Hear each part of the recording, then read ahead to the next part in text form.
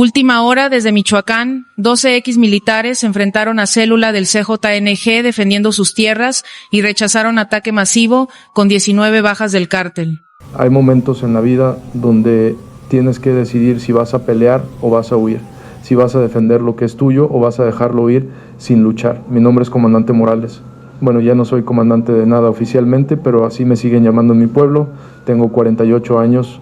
Serví 20 años en el ejército mexicano, incluyendo destacamentos en zonas de conflicto contra cárteles. Me retiré hace 5 años y regresé a mi pueblo natal en Michoacán para trabajar las tierras que mi familia ha cultivado por generaciones. Pensé que mis días de combate habían terminado. Estaba completamente equivocado.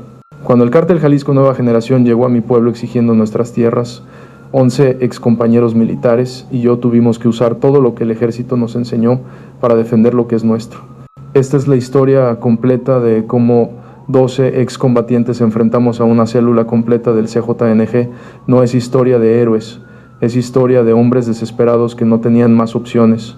Y les voy a contar exactamente cómo pasó todo, sin glorificarlo, porque la guerra real no es como en las películas, es sucia, es aterradora y te cambia para siempre de maneras que nunca puedes anticipar completamente. Antes de comenzar, necesito que se suscriban a este canal y activen la campanita porque testimonios como este son los que muestran la realidad de lo que está pasando en zonas rurales de México que los medios no cubren completamente. Dense like si creen que las comunidades tienen derecho a defenderse cuando el gobierno no puede protegerlas. Su apoyo hace que estas historias lleguen a quien necesita escucharlas. Nací en pueblo pequeño de Michoacán, que voy a llamar San Isidro. No voy a dar ubicación exacta por razones de seguridad, pero es pueblo típico de la región, 300 habitantes, una iglesia colonial, una plaza central y rodeado de campos de aguacate que son el sustento económico de toda la comunidad. Mi familia ha trabajado esas tierras por 3 generaciones. Crecí ayudando a mi padre y mis hermanos en los campos, aprendiendo todo sobre cultivo de aguacate, sobre la tierra, sobre el trabajo duro que requiere mantener una propiedad agrícola. Pero a los 18 años tomé decisión que cambiaría completamente el curso de mi vida. Me alisté en el ejército mexicano. No fue por patriotismo particular o por querer ser héroe, fue por razones prácticas. El ejército ofrecía salario estable, beneficios para mi familia, oportunidad de aprender habilidades y chance de salir del pueblo y ver más del país. Mi padre no estaba completamente feliz con la decisión porque necesitaba ayuda en los campos, pero entendió que era buena oportunidad para mí. Pasé 20 años en el ejército, 20 años que me transformaron de campesino de pueblo pequeño a soldado profesional. No voy a entrar en detalles específicos de todos mis destacamentos por razones de seguridad operacional, pero diré esto. Serví en algunas de las zonas más conflictivas de México durante los años más intensos de la guerra contra el narcotráfico. Vi combate real múltiples veces, participé en operativos contra varios cárteles diferentes, perdí compañeros en emboscadas y enfrentamientos, y sí maté gente cuando fue necesario para cumplir mi misión y proteger a mi unidad.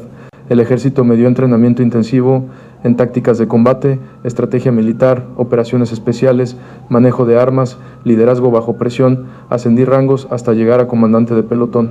Lideré hombres en situaciones de vida o muerte, aprendí a mantener la calma cuando las balas están volando alrededor tuyo, aprendí a tomar decisiones rápidas con información incompleta, aprendí que en combate real, el lado con mejor entrenamiento y disciplina casi siempre vence al lado con solo números superiores. Pero después de 20 años, a los 43, decidí retirarme. Mi cuerpo estaba cansado, múltiples lesiones de años de servicio duro, pero más que eso, mi mente estaba cansada. Había visto demasiada muerte, demasiada violencia, tenía pesadillas constantes, dificultad para conectar emocionalmente con mi familia porque había estado ausente tanto tiempo. Sabía que si continuaba, iba a romperme completamente. Además, mi padre había fallecido 2 años antes y dejó las tierras familiares 47 hectáreas de aguacate. Mis 2 hermanos se habían ido a Estados Unidos años atrás buscando mejores oportunidades. Nadie estaba trabajando propiamente las tierras. Primos lejanos las estaban rentando pero no las cuidaban bien. La propiedad se estaba deteriorando. Decidí que era momento de regresar a casa. Regresar a mis raíces, regresar a la tierra. Pensé que podría encontrar paz en vida simple de campesino después de 2 décadas de violencia. Regresé a San Isidro en 2019. Con mis ahorros del ejército y pensión de retiro, compré casa pequeña pero cómoda en el pueblo. tomé control completo de las tierras familiares, empecé a trabajarlas apropiadamente, replantando donde era necesario, mejorando sistemas de riego, implementando técnicas modernas que había aprendido en cursos que el ejército me había mandado sobre agricultura sustentable. Fue transición difícil de soldado a campesino. Mi cuerpo sabía cómo disparar rifle, pero había olvidado movimientos específicos de trabajar la tierra. Mis manos se llenaron de ampollas las primeras semanas. Mi espalda dolía constantemente de agacharme para trabajar plantas, pero había algo sanador en ese trabajo.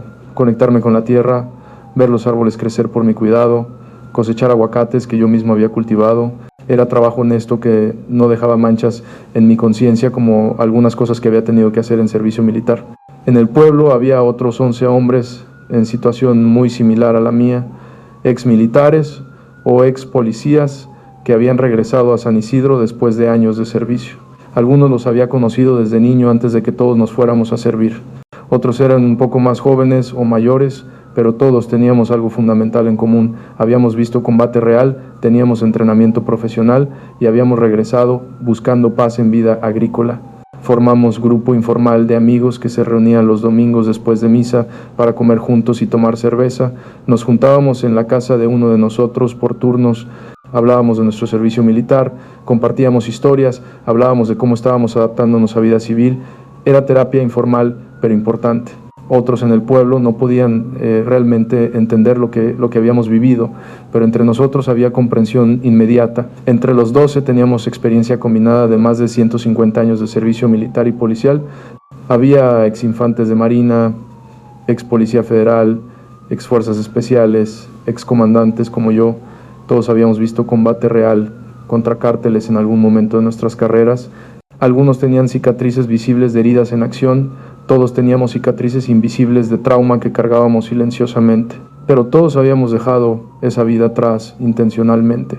No nos juntábamos para planear operaciones o mantenernos en modo militar. Nos juntábamos para ayudarnos mutuamente a ser civiles normales, campesinos pacíficos, hombres de familia. Hablábamos más de cosechas y precios de aguacate que de tácticas de combate. Durante los primeros 3 años después de mi regreso, San Isidro fue relativamente tranquilo. No voy a decir que era paraíso porque ningún lugar en Michoacán es completamente libre de presencia de crimen organizado, pero nuestro pueblo específico estaba en zona que no era estratégicamente importante para ningún cártel en ese momento.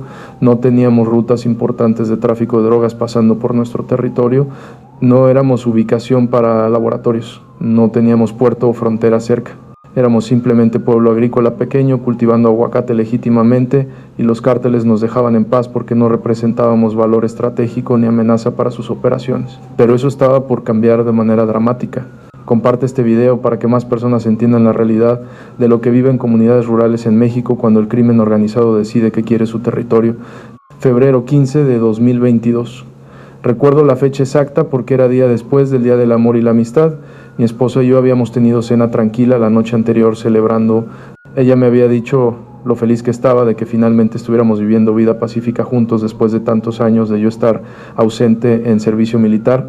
Estaba trabajando en mis campos esa mañana, revisando sistema de riego en una sección de árboles, cuando recibí llamada de mi compadre Chuy, uno de los otros ex militares del grupo. Morales, necesitas venir al pueblo inmediatamente. Hay camionetas que nunca hemos visto, muchos hombres armados. El tono de su voz me dijo todo lo que necesitaba saber. No era emergencia médica, no era visita social, era amenaza. Subí a mi pick-up y manejé rápidamente hacia el centro del pueblo. Cuando llegué a la plaza, vi exactamente lo que temía ver. 3 Chevrolet Suburban negras, polarizadas completamente, sin placas visibles, estacionadas en formación frente a la iglesia. Había aproximadamente 8 hombres parados alrededor de los vehículos, todos vestidos con ropa táctica negra, todos con rifles AR-15 o AK-47 visibles. No intentaban esconder las armas. Esa era precisamente la idea, mostrar fuerza, intimidar. Cualquiera que ha vivido en México por tiempo suficiente reconoce inmediatamente qué significa esa imagen.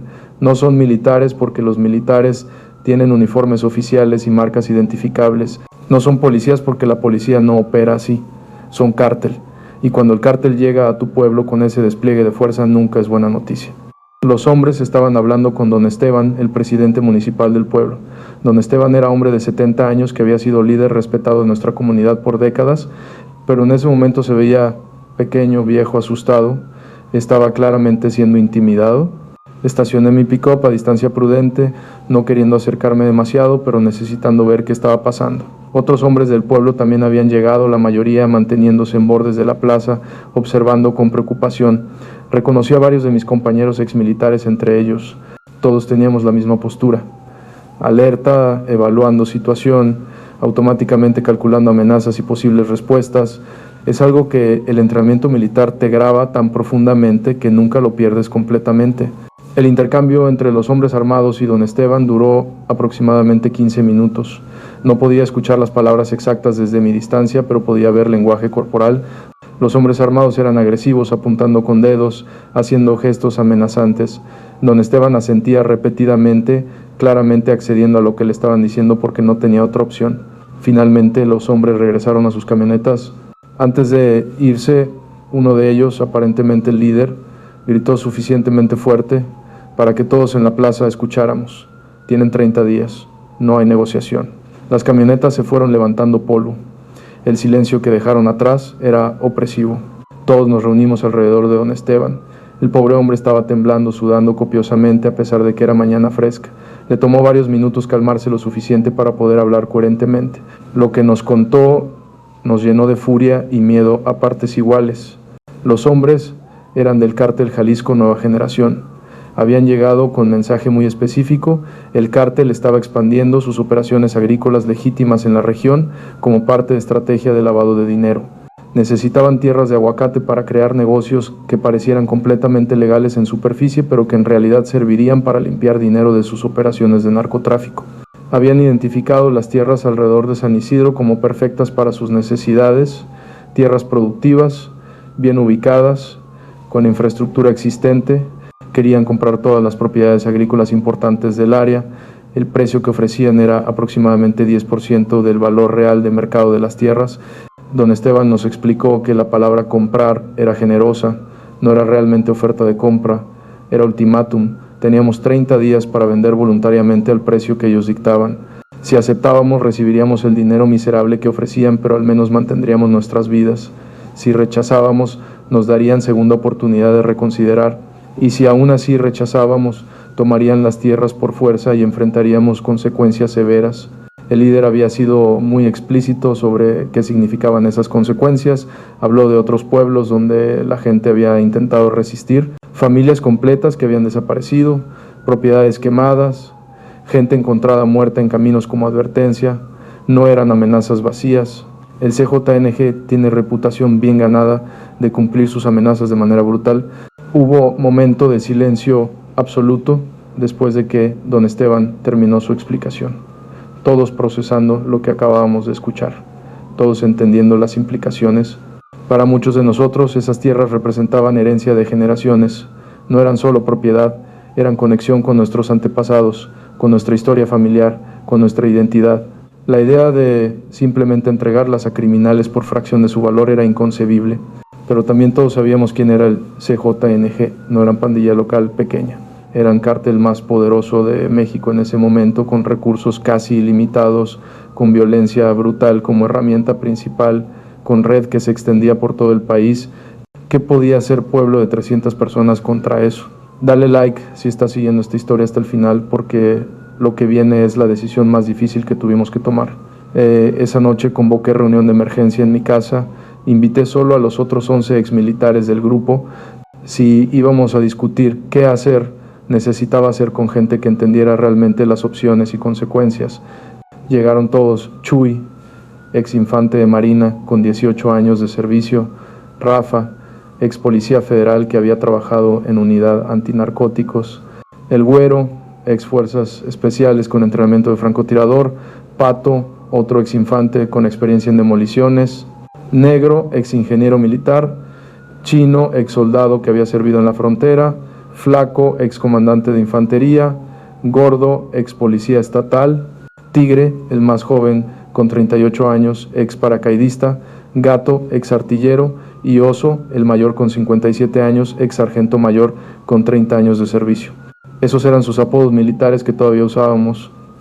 En vida civil tenían nombres reales, familias, trabajos honestos. pero esa noche necesitábamos pensar como soldados, no como campesinos. Les expuse situación claramente. Teníamos básicamente 3 opciones. Opción 1, aceptar la oferta del cártel, vender nuestras tierras por precio miserable, mudarnos a otro lugar, probablemente a ciudad donde pudiéramos encontrar otros trabajos, perder nuestra herencia pero mantener nuestras vidas y las vidas de nuestras familias. Opción 2, rechazar y esperar que las autoridades nos protegieran, reportar amenaza a policía estatal, al ejército, pedir protección oficial, confiar en que el gobierno cumpliría su función básica de proteger a sus ciudadanos. Opción 3, prepararnos para defender nuestras tierras nosotros mismos, usar nuestro entrenamiento militar, organizar defensa del pueblo, enfrentar al cártel si intentaban tomar por fuerza lo que no pudieron comprar. La opción 2 es fantasía, dijo Rafa inmediatamente. Trabajé con Policía Federal suficientes años para saber que no van a proteger pueblo pequeño en medio de Michoacán contra el CJNG. Van a tomar nuestro reporte, van a prometer investigación y no va a pasar absolutamente nada. Y si por algún milagro realmente intentan intervenir, va a ser después de que el cártel ya haya actuado contra nosotros. Los otros asintieron. Todos habíamos trabajado suficiente tiempo en seguridad para conocer realidad. El gobierno mexicano está completamente rebasado por cárteles. En muchas zonas, especialmente rurales, el Estado simplemente no tiene capacidad de proteger efectivamente a ciudadanos. No es necesariamente porque no quieran, aunque también hay corrupción. Es simplemente porque están superados en número, en armas, en recursos. La opción 1 significa rendirnos, dijo Chuy. Significa dejarlos ganar sin pelear. Significa vivir el resto de nuestras vidas sabiendo que nos rendimos ante criminales. Personalmente no sé si podría vivir con eso, pero la opción 3 significa posiblemente morir. Respondió Oso, el mayor del grupo. Significa dejar viudas y huérfanos. Significa convertir este pueblo en zona de guerra. ¿Realmente estamos dispuestos a eso? La discusión se intensificó. No era debate académico sobre filosofía o política. Era discusión sobre vida y muerte, sobre nuestras familias, sobre nuestro futuro.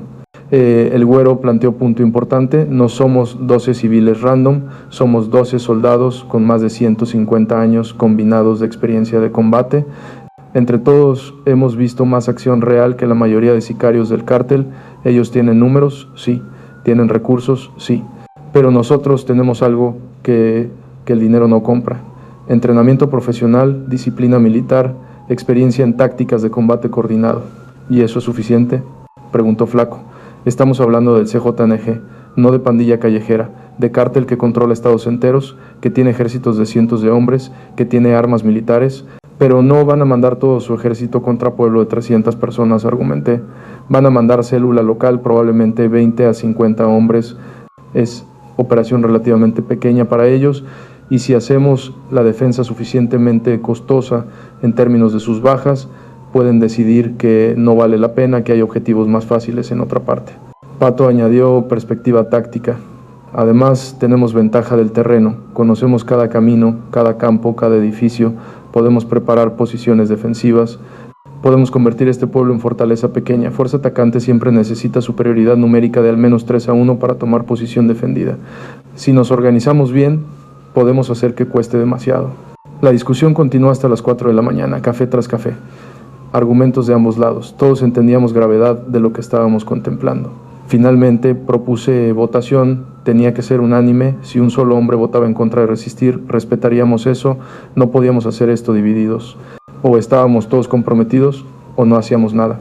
Manos arriba los que votan por prepararnos para defender nuestras tierras. Una por una, 12 manos se levantaron. La mía, Chuy, Rafa, el güero, Pato, negro, chino, flaco, gordo, tigre, gato, oso. Unánime. Acabábamos de tomar decisión que cambiaría nuestras vidas para siempre. Íbamos a prepararnos para guerra. Suscríbete ahora, porque lo que viene es cómo convertimos Pueblo Pacífico en fortaleza militar en solo 30 días. Teníamos 30 días antes de que el cártel regresara esperando respuesta. No podíamos desperdiciar un solo día. Esa misma noche empezamos a planear.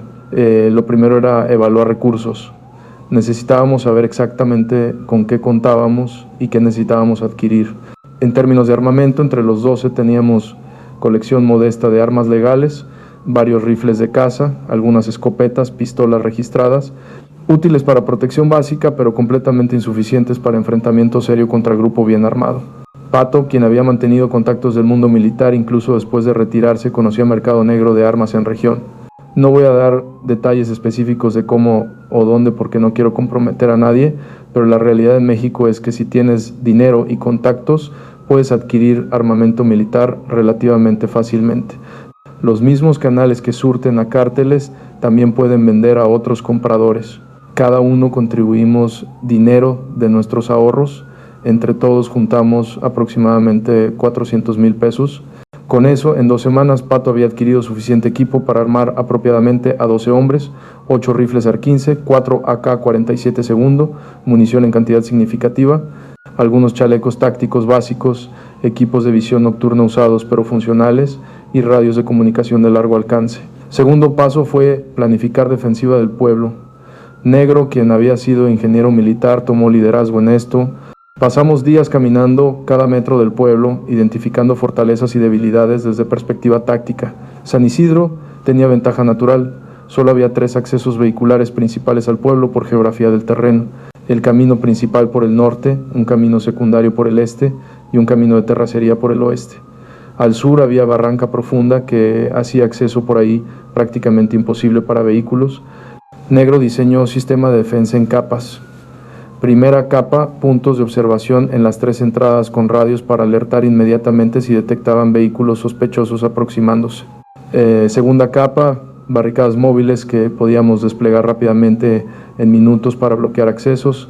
Tercera capa, posiciones defensivas elevadas en edificios estratégicos del pueblo desde donde tendríamos ángulos de fuego dominantes. Identificamos iglesia, que era edificio más alto con su campanario, como puesto de observación y francotirador principal. Identificamos 2 casas de 2 pisos en posiciones estratégicas como posiciones secundarias. Identificamos rutas de movimiento entre posiciones que nos permitirían reposicionar rápidamente según necesidad. También planeamos rutas de escape en caso de que defensa fallara, senderos a través de campos que conocíamos pero que gente de fuera no encontraría fácilmente, puntos de reunión alternativos fuera del pueblo donde podríamos reagruparnos si teníamos que evacuar. Tercer paso, y probablemente el más difícil emocionalmente, fue decidir qué hacer con población civil del pueblo. No podíamos defender pueblo lleno de civiles, especialmente niños. Riesgo de bajas civiles era demasiado alto. Además, los cárteles no tienen escrúpulos sobre atacar civiles para mandar mensajes. Necesitábamos evacuar a la mayor cantidad posible de gente, especialmente familias con niños. Convocamos asamblea general del pueblo en la plaza. Fue la reunión más difícil de mi vida.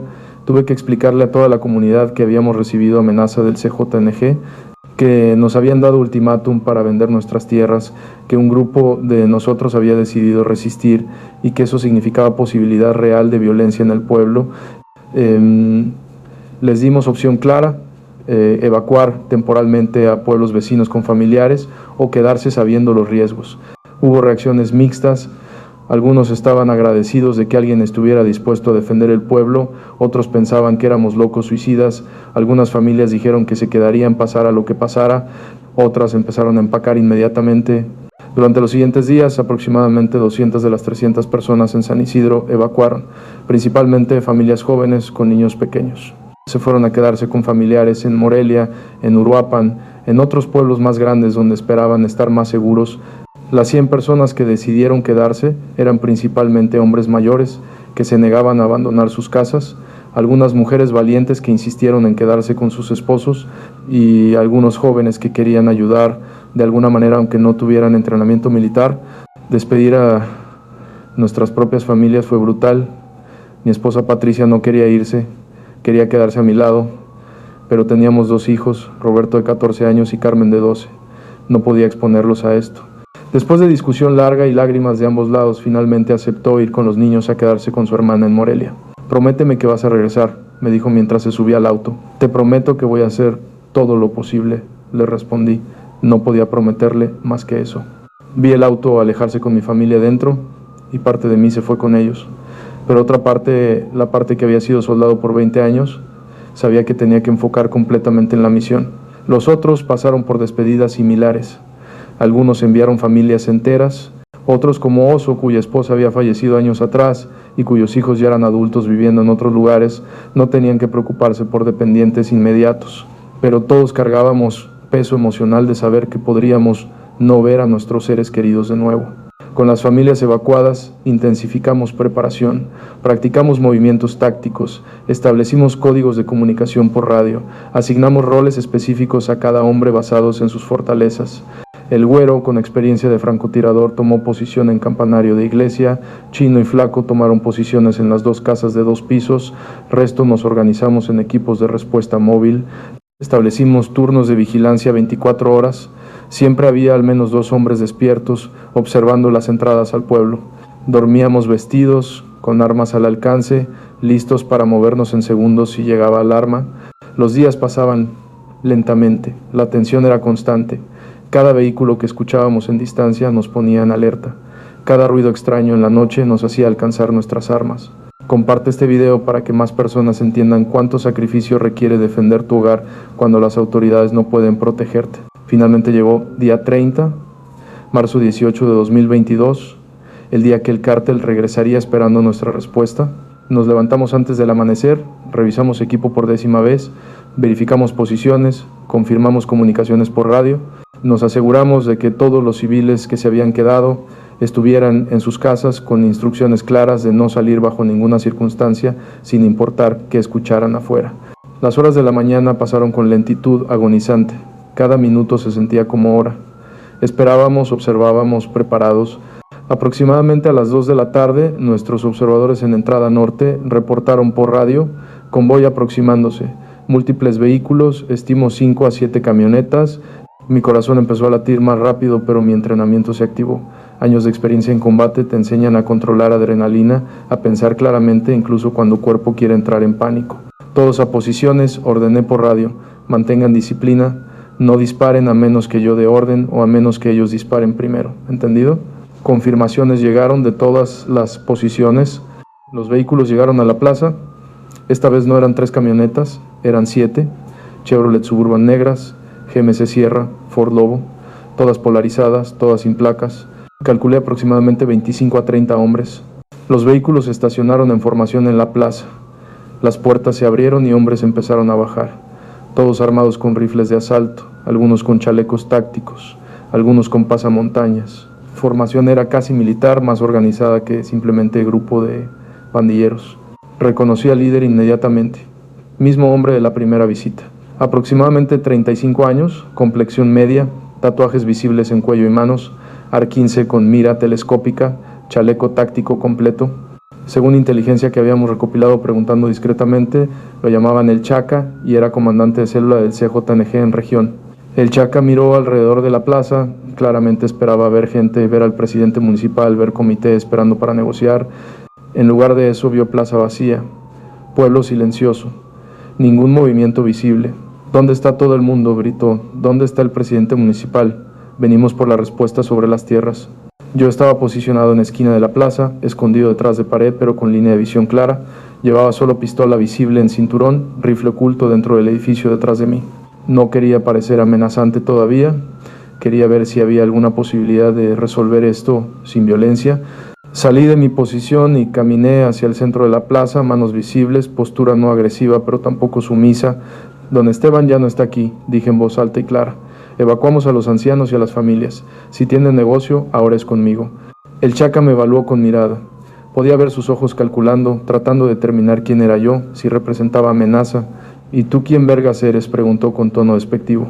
Mi nombre es Comandante Morales, comandante retirado del Ejército Mexicano, 20 años de servicio, y represento a los propietarios de las tierras que ustedes quieren comprar. Vi cambio sutil en su expresión, sorpresa mezclada con algo más, cautela tal vez. No me importa si fuiste soldado, policía o astronauta, dijo recuperando tono agresivo. Vengo por respuesta simple. ¿Van a aceptar nuestra oferta o no? No, no vamos a vender. Silencio. Sus hombres se miraron entre sí. Claramente no esperaban respuesta directa negativa. Probablemente estaban acostumbrados a que la gente cediera inmediatamente ante su presencia. Creo que no entiendes la situación, dijo el Chaca acercándose algunos pasos con su rifle en posición lista. ¿Sabes quiénes somos? Sé exactamente quiénes son. Cártel Jalisco Nueva Generación, célula operando en esta región de Michoacán. Ustedes son, ¿qué, 20 hombres aquí? ¿30 máximo? Eso lo tomó por sorpresa. No esperaba que conociera detalles. Y aún sabiendo eso, ¿te atreves a decirnos que no? Su voz subió de volumen tratando de intimidar. ¿Entiendes lo que les pasa a pendejos que nos desafían? ¿Has visto lo que hacemos a familias que no cooperan? Sí, he visto. Pasé 2 décadas combatiendo a gente como ustedes. Sé exactamente qué hacen. Por eso evacuamos a las familias. Ya no hay niños aquí para amenazar. Ya no hay ancianos para asustar. Solo quedamos nosotros. ¿Nosotros? ¿Cuántos viejos pendejos creen que pueden enfrentar al CJNG? Los suficientes. Fue en ese momento que el plan se ejecutó. Mis 11 compañeros se rebelaron simultáneamente, salieron de posiciones donde habían estado escondidos, todos armados, todos en formación táctica perfecta. El güero se hizo visible en campanario con su rifle de francotirador apuntando directamente hacia abajo a la plaza. Chino y Flaco aparecieron en ventanas de los edificios de 2 pisos. Los otros 8 emergieron de posiciones alrededor de la plaza. En segundos, los hombres del cártel estaban rodeados.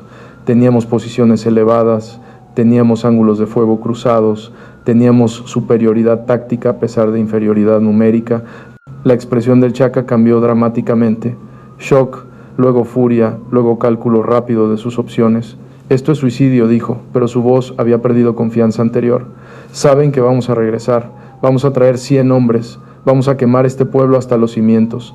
Tal vez, respondí calmadamente, pero va a costarles muchos de sus hombres. Y tienen que preguntarse, ¿realmente vale la pena? Hay 100 pueblos en Michoacán donde pueden tomar tierras sin pelear. ¿Por qué desperdiciar recursos en uno donde van a tener bajas significativas? Podía ver su mente trabajando. No era tonto. Podía ver que no teníamos miedo. Podía ver que estábamos posicionados profesionalmente. Podía ver que no éramos campesinos asustados con escopetas viejas. Van a lamentar esta decisión, dijo finalmente. Van a suplicar que les permitamos vender cuando terminemos con ustedes. Si regresan con intención de tomar por fuerza, dije, manteniendo voz estable, estaremos listos. Y cada uno de sus hombres que caiga aquí es un hombre que no tienen para otras operaciones. Nosotros defendemos nuestra única tierra. Ustedes están defendiendo negocio. No es la misma motivación. Piensen en eso. Hubo un momento largo de tensión donde genuinamente no sabía si iba a convertirse en tiroteo ahí mismo. Mis manos sudaban, pero mantuve postura relajada externamente. El güero tenía mira de francotirador directamente en cabeza del Chaca. Los otros estaban listos para abrir fuego a mi señal. Pero el Chaca no era suicida. Hizo gesto a sus hombres. Empezaron a retroceder hacia los vehículos, manteniendo armas listas pero no disparando. Esto no termina aquí, gritó desde la ventana de su Suburban. Van a morir todos. Las camionetas arrancaron y se fueron a velocidad, levantando polvo. Cuando el sonido de los motores finalmente se desvaneció en distancia, todos exhalamos simultáneamente. La tensión se rompió. Eso fue demasiado cerca, dijo Chuy por radio. Pero funcionó, respondí. Les mostramos que no somos objetivo fácil. Ahora tienen que decidir si valemos el costo. Pero todos sabíamos que esto era solo principio. Habíamos ganado primer round, pero la pelea real estaba por venir. Dale like si crees que hicimos lo correcto al no rendirnos sin pelear. Durante las siguientes 3 semanas mantuvimos alerta máxima, turnos de vigilancia continuaron 24/7, dormíamos con ropa puesta, armas al alcance, el estrés constante empezaba a pasar factura. Algunos desarrollaban insomnio, otros se volvían irritables por falta de sueño. Todos perdimos peso. Hubo momentos donde algunos querían abandonar. Pensaban que tal vez nuestro desafío había sido suficiente, que el cártel había decidido que no valíamos la pena, pero yo sabía mejor. Había luchado contra cárteles suficientes años para entender su mentalidad. No iban a dejarnos en paz. Nuestro desafío público era afrenta que no podían ignorar. Tenían que responder o mostrarían debilidad ante otros que pudieran considerar resistir. El silencio no significaba que se habían rendido. Significaba que estaban planeando algo más grande. Noche del 9 de abril, aproximadamente 3 de la mañana, uno de nuestros turnos de vigilancia detectó movimiento en entrada norte. Convoy de vehículos aproximándose sin luces, tratando de llegar silenciosamente. Pero teníamos equipos de visión nocturna, los vimos desde 1,5 kilómetros de distancia. Activamos alarma. Los 100 civiles que se habían quedado ejecutaron plan de emergencia. Se encerraron en sótanos y cuartos interiores de sus casas, lejos de ventanas y paredes externas. Los 12 nos movimos a posiciones de combate predeterminadas. El convoy llegó. Desde mi posición pude contar 12 vehículos. Estimé entre 40 y 50 hombres, superados 4-1 en términos de personal, pero teníamos ventajas cruciales. Conocíamos el terreno perfectamente, estábamos en posiciones defensivas preparadas, teníamos equipos de visión nocturna mientras ellos no, y teníamos disciplina militar contra violencia desorganizada de sicarios. Los vehículos se detuvieron aproximadamente 100 metros del pueblo, hubo un momento de silencio absoluto, luego ráfaga de disparos al aire, intentando intimidarnos, demostrar su poder de fuego. No respondimos, mantuvimos silencio completo. En oscuridad, sin saber exactamente dónde estábamos o cuántos éramos, eso los pondría nerviosos. Escuché voz amplificada por altavoz, sonaba como el chaca. Esta es su última oportunidad, salgan con manos arriba y solo van a perder sus tierras. Resistan y quemamos todo, los matamos a todos. No respondimos. El silencio es arma psicológica poderosa en combate nocturno. Después de varios minutos de silencio de nuestra parte, cometieron su primer error táctico mayor. Avanzaron en formación predecible directamente hacia entrada principal del pueblo, sin hacer reconocimiento apropiado del terreno o de nuestras posiciones. Nosotros habíamos establecido defensiva en capas. Primera línea era barricada de vehículos que habíamos posicionado bloqueando camino, con Tigre y Gato escondidos en posiciones fortificadas cerca. Segunda línea éramos 6 hombres en posiciones elevadas en edificios. Tercera línea éramos 4, incluyéndome, como reserva móvil lista para reforzar donde fuera necesario. Los primeros vehículos del convoy avanzaron hacia barricada. Los dejamos acercarse hasta 30 metros. Luego Tigre y Gato abrieron fuego con ráfagas controladas, apuntando específicamente a los neumáticos y motores de los vehículos líderes. El sonido de disparos en noche silenciosa fue ensordecedor. 2 vehículos líderes perdieron neumáticos inmediatamente y se salieron del camino. El tercer vehículo intentó retroceder, pero chocó con vehículo detrás de él. Los sicarios respondieron con volumen masivo de fuego, disparando miles de rondas hacia donde habían venido los disparos, pero disparaban sin apuntar realmente, simplemente rociando área con balas, esperando dar con algo por casualidad. Tigre y Gato ya se habían movido a posiciones secundarias que habíamos preparado. Los sicarios estaban disparando a posiciones vacías. Mientras tanto, el Güero, desde campanario, con su rifle de francotirador y visión nocturna, tenía vista completa del campo de batalla. Empezó a tomar blancos específicos. Cada disparo era calculado, no podía ver exactamente qué estaba dando con la oscuridad, pero podía ver movimientos cesando después de algunos de sus disparos. El tiroteo inicial fue caos absoluto. Ruido ensordecedor, olor acre de pólvora, gritos de hombres en ambos lados, destellos de disparos iluminando noche como relámpagos, pero mientras ellos disparaban salvajemente gastando munición, nosotros disparábamos con precisión, conservando balas, cada disparo contado. Después de aproximadamente 10 minutos de intercambio intenso, los sicarios se retiraron temporalmente para reagruparse. Habían perdido al menos 3 vehículos inhabilitados. Por los gritos y actividad que observábamos con visión nocturna, tenían múltiples heridos. Nosotros habíamos tomado fuego masivo, pero nuestras posiciones fortificadas nos habían protegido. Tigre tenía corte en brazo de esquirla de bala que había impactado pared cerca de él. Pato tenía algunos fragmentos pequeños en pierna, nada crítico. Tratamos heridas rápidamente ahí mismo. Reporte de estado, ordené por radio. Todas las posiciones reportaron, todos operacionales. Munición suficiente, moral alta. Buen trabajo, dije. Mantienen posiciones, van a intentar otra cosa, y lo hicieron. Suscríbete porque lo que viene es la parte más intensa del enfrentamiento, donde tuvimos que usar absolutamente todo nuestro entrenamiento para sobrevivir. Después de 30 minutos de calma tensa, intentaron táctica diferente. En lugar de ataque frontal directo, se dividieron. Detectamos grupo de aproximadamente 10 hombres intentando flanquearnos por el este, usando campos de aguacate como cobertura para acercarse. Negro y Chino posicionados en ese sector. Los detectaron con visión nocturna y reportaron movimiento sector este. Aproximadamente 10 hostiles usando línea de árboles para cobertura. Distancia 150 metros y cerrando. Tomé decisión táctica. Mantengan posición, no revelen ubicación todavía, déjenlos acercarse. Quería que se comprometieran completamente antes de revelar nuestras defensas en ese sector. En combate, paciencia puede ser diferencia entre victoria y derrota. Los sicarios avanzaron usando árboles de aguacate para moverse. Probablemente pensaban que eran sigilosos, pero con visión nocturna, Negro y Chino podían rastrear cada movimiento. Cuando llegaron a 50 metros de primeras casas del pueblo, di orden, sector este engánchense. Negro y Chino abrieron fuego desde posición elevada. Tenían ventaja de altura, visión nocturna y posiciones fortificadas. Los sicarios estaban expuestos en terreno relativamente abierto. Fue desigual, los sicarios intentaron responder pero no podían ver de dónde venían los disparos.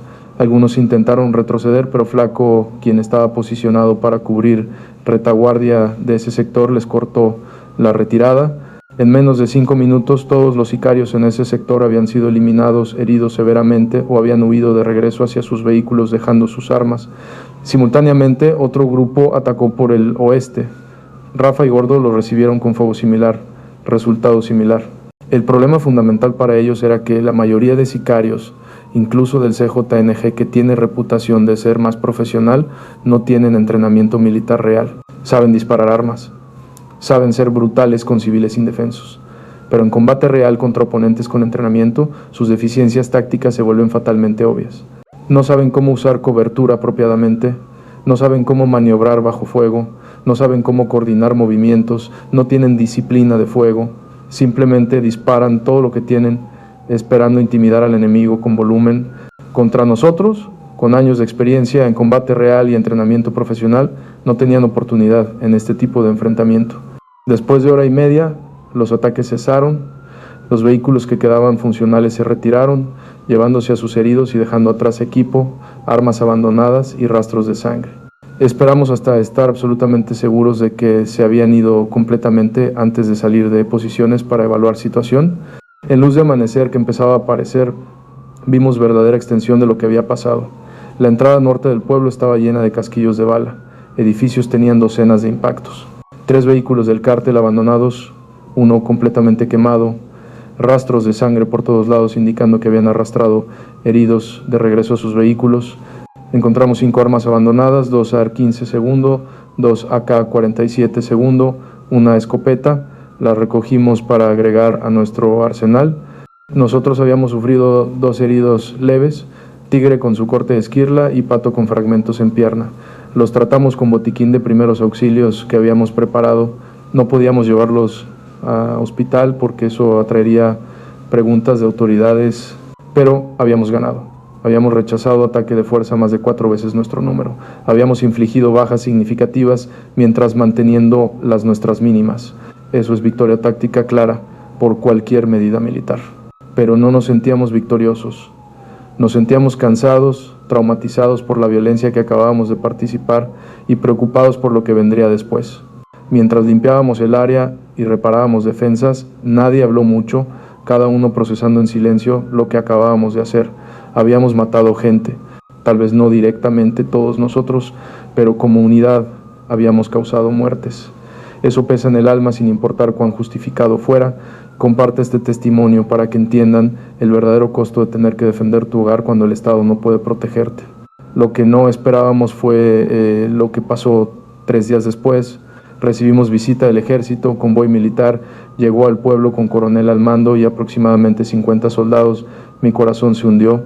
Pensé que veníamos por el enfrentamiento, que íbamos a ser arrestados por haber tomado ley en nuestras manos, pero no era eso.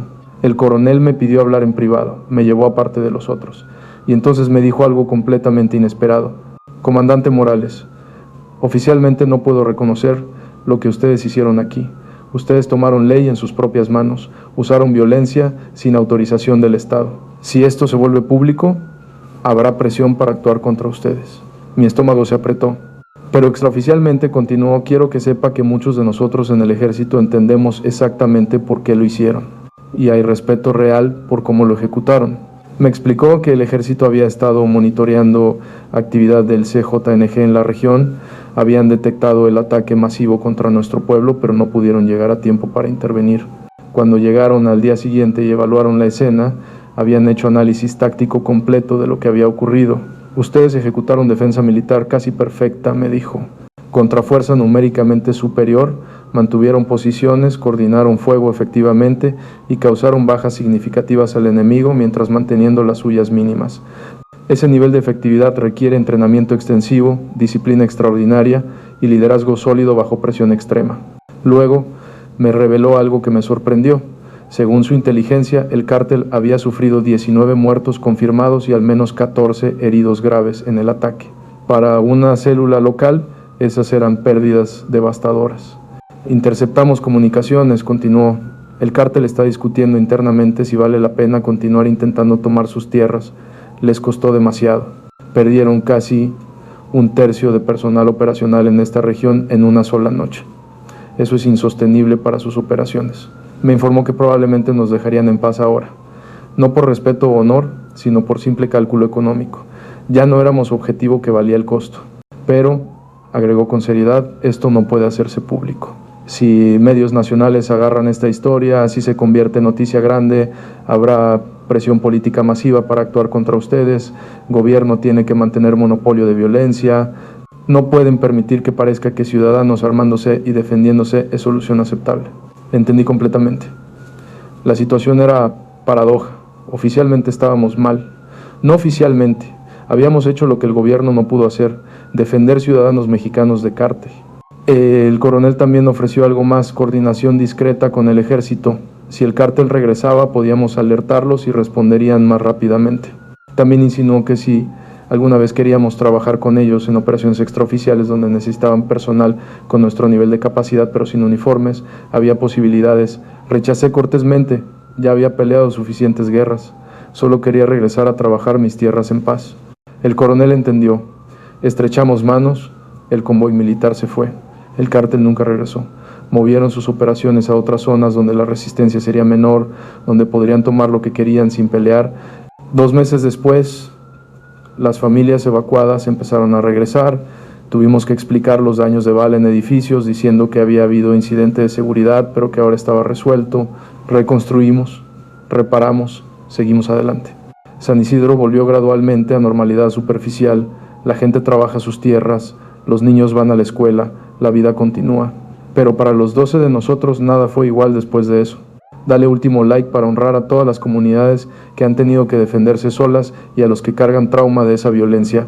Hoy, casi 3 años después de aquellos eventos, vivo externamente vida normal, trabajo mis campos de aguacate, las cosechas han sido buenas, mi familia regresó y estamos juntos, mis hijos están creciendo sanos, pero internamente todos los 12 cargamos cicatrices permanentes. Algunos desarrollamos PTSD severo. Gordo tiene ataques de pánico cuando escucha cohetes en celebraciones. El sonido lo regresa inmediatamente a esa noche. Rafa tiene pesadillas constantes donde revive el combate. Se despierta gritando varias veces por semana. Tigre tuvo que ir a terapia especializada en ciudad porque su ansiedad se volvió tan severa que no podía funcionar normalmente. Yo tengo mis propios síntomas. Hipervigilancia constante. Cualquier vehículo que escucho acercándose al pueblo me pone inmediatamente en modo de alerta. Mi mano instintivamente busca arma que ya no cargo rutinariamente. Tengo dificultad durmiendo más de 3 o 4 horas seguidas. El trauma de guerra no desaparece. Aprendes a vivir con él, a manejarlo día por día, pero nunca se va completamente. Los 12 seguimos reuniéndonos los domingos, pero las reuniones son diferentes ahora.